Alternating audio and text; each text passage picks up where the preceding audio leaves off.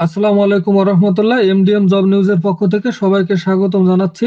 যারা এনটিআরসি তে প্রতিষ্ঠান প্রধান ও সহকারী প্রধান পদে নিয়োগ পরীক্ষা দেবেন তাদের জন্য কিছু গুরুত্বপূর্ণ এমসিকিউ প্রশ্ন সমাধান থাকছে এই ভিডিওতে। এর বিষয় সাধারণ জ্ঞান, বাংলাদেশ ও আন্তর্জাতিক বিষয়াবলী। ভিডিওটি না টেনে শেষ পর্যন্ত দেখুন।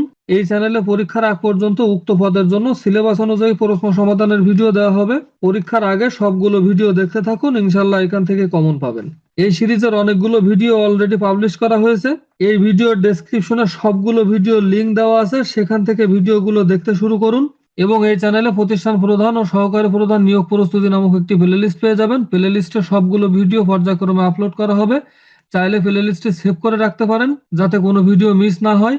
যদি এখনো চ্যানেলটি সাবস্ক্রাইব না করে থাকেন তাহলে দ্রুত চ্যানেলটি সাবস্ক্রাইব করে ফেলুন, আর ভিডিওতে অবশ্যই লাইক কমেন্ট করবেন।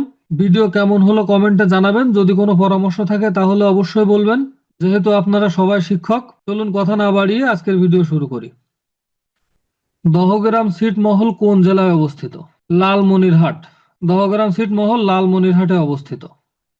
দক্ষিণ তালপট্টি দ্বীপ কোন নদীর মোহনায় অবস্থিত? হাড়িয়াভাঙ্গা। সঠিক উত্তর হবে হাড়িয়াভাঙ্গা। দক্ষিণ তালপট্টি দ্বীপ হাড়িয়াভাঙ্গা নদীর মোহনায় অবস্থিত। জাতীয় স্মৃতিসৌধের স্থপতি কে? মাইনুল হোসেন। সঠিক উত্তর হবে মাইনুল হোসেন। বাংলাদেশের লোকশিল্প জাদুঘর কোথায় অবস্থিত? সোনারগাঁও। সঠিক উত্তর হবে সোনারগাঁও। পূর্ণভরা, নাগর, কুলিক ও টাঙ্গন কোন নদীর উপাধি? মহানন্দা। মহানন্দা নদীর উপাধি। ৭৬-এর মন্বন্তর নামক ভয়াবহ দুর্ভিক্ষ কত সালে ঘটে? বাংলায় ১১৭৬ সালে। সঠিক উত্তর হবে বাংলা ১১৭৬ সালে। জমি থেকে খাজনা আদায় আল্লাহর আইনের পরিপন্থী, এটি কার ঘোষণা? দুদু মিয়া। এই ঘোষণাটি দুদু মিয়ার। বীরশ্রেষ্ঠ হামিদুর রহমানের পদবী কি ছিল?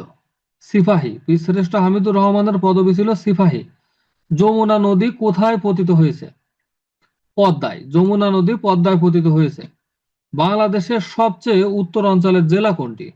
পঞ্চগড়। বাংলাদেশের সবচেয়ে উত্তর অঞ্চলের জেলা পঞ্চগড়।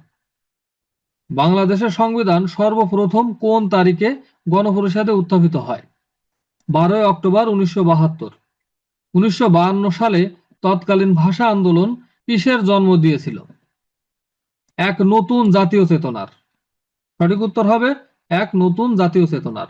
১৯৫২ সালে তৎকালীন ভাষা আন্দোলন এক নতুন জাতীয় চেতনার জন্ম দিয়েছিল। ঘোড়াশাল সার কারখানায় উৎপাদিত সারের নাম কি? ইউরিয়া। ঘোড়াশাল সার কারখানায় উৎপাদিত সারের নাম হলো ইউরিয়া। বাংলাদেশের মৎস্য আইনে কত সেন্টিমিটারের কম দৈর্ঘ্যের রুই জাতীয় মাছের পোনা মারা নিষেধ? ২৩ সেন্টিমিটার। ২৩ সেন্টিমিটারের নিচেই রুই জাতীয় মাছের পোনা মারা নিষেধ। বাংলাদেশের প্রধান জাহাজ নির্মাণ কারখানা কোথায় অবস্থিত? খুলনাতে অবস্থিত। বাংলাদেশের প্রধান জাহাজ নির্মাণের কারখানা খুলনাতে অবস্থিত। কোন ব্যাংক বাংলাদেশের দারিদ্রতম জনগোষ্ঠীকে ঋণ দিয়ে দেশ ও বিদেশে সুনাম কুড়িয়েছে? গ্রামীণ ব্যাংক। বর্তমান সময়ে একটি খুবই গুরুত্বপূর্ণ প্রশ্ন। কোন ব্যাংক বাংলাদেশের দারিদ্রতম জনগোষ্ঠীকে ঋণ দিয়ে দেশ ও বিদেশে সুনাম কুড়িয়েছে? গ্রামীণ ব্যাংক। চন্দ্রঘোনা কাগজ কলের প্রধান কাঁচামাল কি? বাঁশ। চন্দ্রঘোনা কাগজ কলের প্রধান কাঁচামাল হলো বাঁশ। বাংলাদেশের জাতীয় পতাকার ডিজাইনার কে? কামরুল হাসান। বাংলাদেশের জাতীয় পতাকার ডিজাইনার হলো কামরুল হাসান। ১৯৯৭ সালে এশিয়ার কোন রাষ্ট্রে এক দেশ দুই নীতি চালু হয়? ১৯৯৭ সালে এশিয়ার কোন রাষ্ট্রে এক দেশ দুই নীতি চালু হয়েছিল? গণচীন। সঠিক উত্তর হবে গণচীন। এশিয়ায় যুক্তরাষ্ট্রের পররাষ্ট্রনীতির মূল ভিত্তি কি? আসিয়ান জোটকে সমর্থন করা। সঠিক উত্তর হবে আসিয়ান জোটকে সমর্থন করা। এশিয়ায় যুক্তরাষ্ট্রের পররাষ্ট্রনীতির মূল ভিত্তি হলো আসিয়ান জোটকে সমর্থন করা। জার্মানি ব্যতি রেখে কোন দেশের প্রায় সকল নাগরিক জার্মান ভাষায় কথা বলে? অস্ট্রিয়া। সঠিক উত্তর হবে অস্ট্রিয়া। জার্মানি ব্যতিরেকে অস্ট্রিয়ার সকল নাগরিক জার্মান ভাষায় কথা বলে। দক্ষিণ কোরিয়ার মুদ্রার নাম কি? উইওন। সঠিক উত্তর হবে উইওন। ইরাক ইরান যুদ্ধবিরতি তদারকিতে অংশগ্রহণকারী জাতিসংঘ বাহিনীর সংক্ষিপ্ত নাম কি? ইউনিমং। সঠিক উত্তর হবে ইউনিমং। ইউনিমং হলো ইরাক ইরান যুদ্ধবিরতি তদারকিতে অংশগ্রহণকারী জাতিসংঘ বাহিনীর একটি সংক্ষিপ্ত নাম। প্রতি বছর অক্টোবর মাসে কোন দিন বিশ্ব পরিবেশ দিবস পালিত হয়? প্রথম সোমবার। সঠিক উত্তর হবে অক্টোবর মাসের প্রথম সোমবার বিশ্ব পরিবেশ দিবস পালিত হয়। কোনটি জাতিসংঘের বহুমুখী ও প্রাথমিক সহযোগিতা বাস্তবায়নে সর্ববৃহৎ মাধ্যম? কোনটি জাতিসংঘের বহুমুখী ও প্রাথমিক সহযোগিতা বাস্তবায়নের সর্ববৃহৎ মাধ্যম? ইউএনডিপি। সঠিক উত্তর হবে ইউএনডিপি। ক্যাটালন কোন দেশের ভাষা? ক্যাটালন হলো স্পেনের ভাষা। ক্যাটালন স্পেনের ভাষা। গ্লাসনস্ত এর অর্থ কি? খোলামেলা আলোচনা। গ্লাসনস্ত এর অর্থ হলো খোলামেলা আলোচনা। কোনটি বিশ্ব ব্যাংকের অঙ্গ প্রতিষ্ঠান নয়? আইএমএফ। অপশানে আইএমএফ ব্যতীত বাকি তিনটি অপশানই বিশ্ব ব্যাংকের অঙ্গ প্রতিষ্ঠান। কোনটি ওআইসি এর অঙ্গ সংস্থা নয়? ইসলামী বাণিজ্য উন্নয়ন কেন্দ্র। সঠিক উত্তর হবে ইসলামী বাণিজ্য উন্নয়ন কেন্দ্র। কখন থেকে এশিয়া উন্নয়ন ব্যাংকের লেনদেন শুরু হয়? 1966 সাল থেকে। 1966 সাল থেকে এশিয়া উন্নয়ন ব্যাংকের লেনদেন শুরু হয়। ভারতীয় জনতা পার্টির মতে অধিকৃত কাশ্মীরিদের সংগ্রামের একমাত্র সমাধান হচ্ছে সংবিধান থেকে কাশ্মীরের বিশেষ মর্যাদা প্রত্যাহার করা। সঠিক উত্তর হবে সংবিধান থেকে কাশ্মীরের বিশেষ মর্যাদা প্রত্যাহার করা। কফি উৎপাদনের ক্ষেত্রে কোন দেশগুলোকে গোল্ডেন ট্রায়াঙ্গেল বলা হয়? মিয়ানমার, থাইল্যান্ড ও লাওস। সঠিক উত্তর হবে মিয়ানমার, থাইল্যান্ড ও লাওস। তাশখন্ড চুক্তি কখন স্বাক্ষরিত হয়? 1966 সালের 10 জানুয়ারি। 1966 সালের 10 জানুয়ারি তাশখন্ড চুক্তি অনুষ্ঠিত হয়, স্বাক্ষরিত হয়। বিশ্বখ্যাত মোনালিসা চিত্রটি চিত্রকারকে? Leonardo da Vinci. বিশ্বখ্যাত মোনালিসা চিত্রটির চিত্রকর লিওনার্দো দা ভিঞ্চি। কোন দেশটি আরব লীগের অন্তর্ভুক্ত নয়? ইরান। ইরান আরব লীগের অন্তর্ভুক্ত নয়। কোনটি দক্ষিণ এশিয়ার রাজনৈতিক ক্ষেত্রে সবচেয়ে কম সংশ্লিষ্ট বিষয়? সংস্কৃতি। দক্ষিণ এশিয়ার রাজনৈতিক ক্ষেত্রে সবথেকে কম সংশ্লিষ্ট বিষয় হলো সংস্কৃতি। পৃথিবীর বিভিন্ন দেশের মধ্যে জনসংখ্যার দিক থেকে বাংলাদেশের স্থান কততম? অষ্টম। পৃথিবীর বিভিন্ন দেশের মধ্যে জনসংখ্যার দিক থেকে বাংলাদেশের স্থান অষ্টম। গঙ্গা ব্রহ্মপুত্র মেঘনায় সম্মিলিত নদী। গঙ্গা ব্রহ্মপুত্র মেঘনায় সম্মিলিত নদী অববাহিকার কত অংশ বাংলাদেশে অবস্থিত? 7 অংশ। গঙ্গা ব্রহ্মপুত্র মেঘনায় সম্মিলিত নদী অববাহিকায় কত শতাংশ? 7% বাংলাদেশে অন্তর্ভুক্ত। স্বাধীনতা যুদ্ধকালে বাংলাদেশের কয়টি সেক্টরে ভাগ করা হয়? 11টি সেক্টরে ভাগ করা হয়। সঠিক উত্তর হবে 11টি সেক্টরে বাংলাদেশকে ভাগ করা হয়। বাংলাদেশে সারা বছর নাব্য নদীপথের দৈর্ঘ্য কত? 5400 কিলোমিটার। সঠিক উত্তর হবে 5400 কিলোমিটার।